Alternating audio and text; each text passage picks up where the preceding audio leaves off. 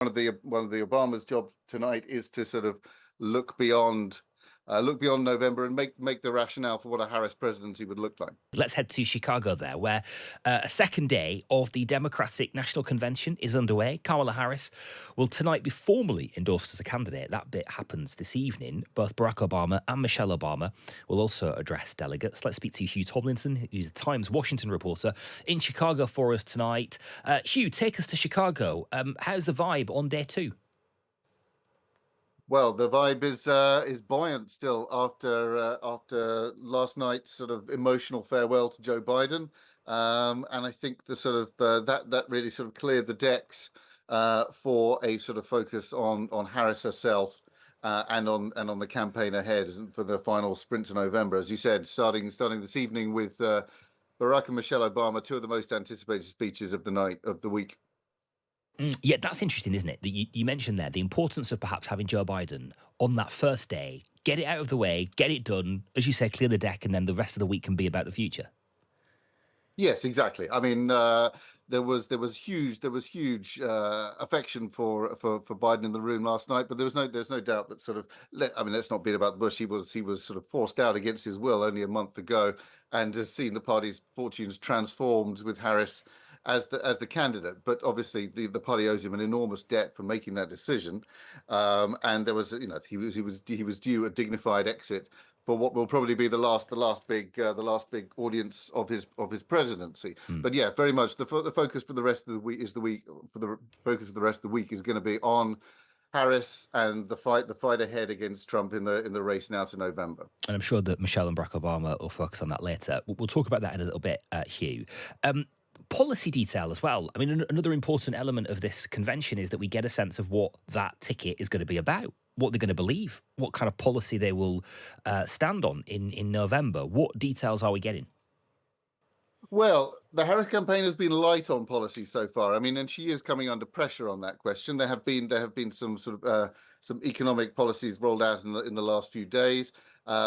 Pitching one policy in particular, the sort of tax on tips or banning tax on tips for service workers, shamelessly pinched off Trump himself.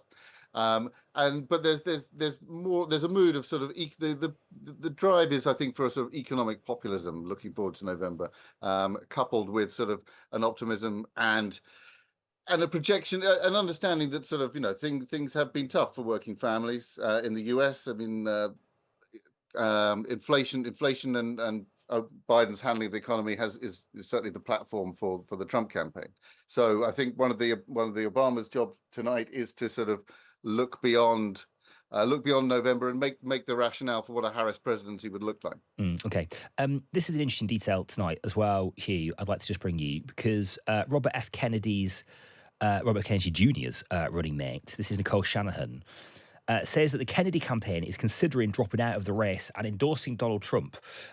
Robert F. Kennedy had a bit of momentum for a while, then lost it, always going to be a fringe candidate, a third candidate, but there have been some questions about who he may take votes from if he does. She was speaking to a US podcast, an interview just a couple of hours ago. Let's hear this.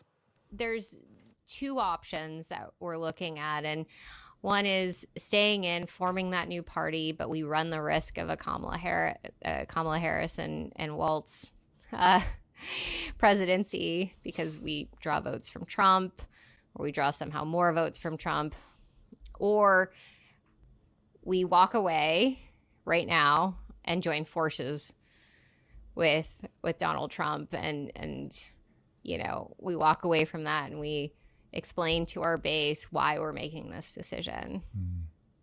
Not easy.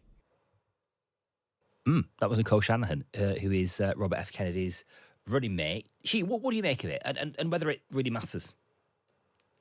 Well, Kennedy has been casting around for a place in either a future Trump or Harris administration for a few weeks now. There were rumors that he was in Milwaukee through the Republican convention and has made a pitch for a place in a Trump cabinet in exchange for his endorsement, and certainly reports the other day that he made the same offer to Harris. My understanding is that both campaigns have sort of have brushed him off so far, and certainly, and his momentum has stalled completely in the last few weeks, particularly, of course, since Harris joined the race.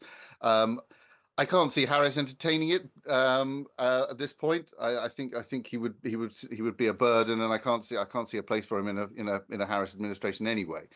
Trump may feel the polls recently have suggested that he's been drawing more votes from Trump than Biden and then Harris.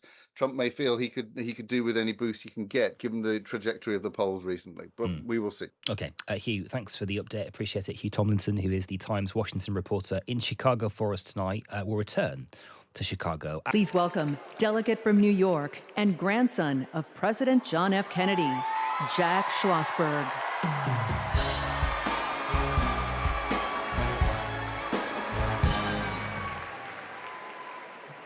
Hi, I'm Jack Schlossberg. President John F. Kennedy is my grandfather, and he's my hero. JFK was the youngest person ever elected president and the first Catholic. He sent a man to the moon, fought for civil rights, and navigated the Cuban Missile Crisis peacefully. Most of all, he inspired a new generation to ask what they could do for our country. Tonight, JFK's call to action is now ours to answer, because once again, the torch has been passed to a new generation, to a leader who shares my grandfather's energy, vision, and optimism for our future. That leader is Vice President Kamala Harris.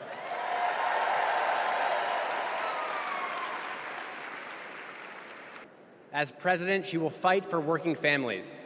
She will expand investments in clean energy so that my generation will have clean air and good jobs.